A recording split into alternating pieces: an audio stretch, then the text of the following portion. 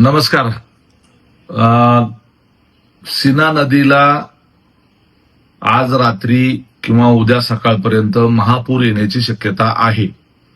त्याचबरोबर भोगावती नदीला सुद्धा महापूर येण्याची शक्यता आहे. मागच्या आठवड्यामध्ये सीना नदीमध्ये कोळेगाव जो प्रोजेक्ट आहे तिथून 40,000 क्युसेक्स पाणी सोडण्यात आलेलं होतं.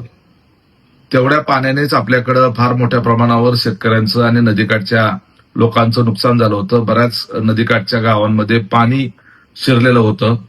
आता जवळपास 2 लाख क्युसेकनी पाणी हे सीना कोळेगाव धरण, चांदणी मीडियम प्रोजेक्ट जो परांड्याला आहे आणि खासापुरी धरण याच्यातून एकत्रितरित्या येणार आहे. त्यामुळं फार मोठ्या प्रमाणावर नदीला पूर येणार आहे, महापूर येणार आहे.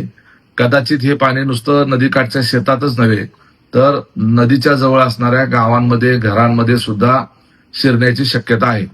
त्यामुळं नदीच्या कडेला असणाऱ्या सर्व शेतकऱ्यांना आणि त्याचबरोबर नदीच्या कडेला असणाऱ्या विशेष करून सीना नदी आणि भोगावती नदी या नदीच्या काठ्याला असणाऱ्या शेतकऱ्यांनी आणि गावकऱ्यांनी स्थलांतर करणं हे जास्त संयुक्तिक राहील. त्यांच्या सुरक्षेसाठी अत्यंत हे महत्वाचं आहे.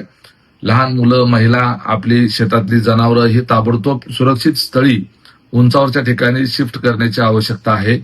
त्यामुळं नागरिकांना माझं आवाहन आहे, सीना नदीकाठच्या आणि भोगावती नदीकाठच्या सर्व नागरिकांना माझं आवाहन आहे की तात्काळ आजच्या दिवसभरामध्ये आपलं सामान, साहित्य, घरामध्ये पाणी शिरण्याची शक्यता असल्यामुळे जे मौल्यवान वस्तू आहेत, आपलं जीवित अत्यंत महत्वाचं आहे, ते सगळं घेऊन आपण सुरक्षित स्थळी त्या ठिकाणी स्थलांतरित व्हावं. प्रशासन आपल्याला ज्या काही सूचना करते त्याचं तंतोतंत पालन करावं. शेतामध्ये, रानामध्ये कुणीही थांबू नये. नदीच्या काठच्या शेतकऱ्यांना निश्चितपणे धोका आहे. नदीच्या काठच्या गावकऱ्यांना देखील धोका आहे. त्यामुळं आपला जीव सलामत ठेवण्याच्या करता प्रत्येकाने आपापल्या स्तरावर आवश्यक ती काळजी घ्यावी.